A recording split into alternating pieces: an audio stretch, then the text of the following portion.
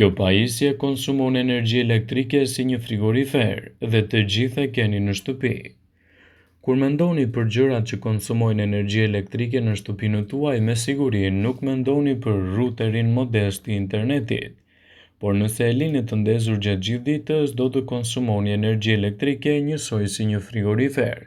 Prandaj duhet i kushtoni vëmendje efikasitetit të energjisë të ruterit përpara se ta blini dhe të siguroheni që të ketë konsumim më të ulët të mundshëm të energjisë kur është i ndezur ose në gjendje gatishmërie.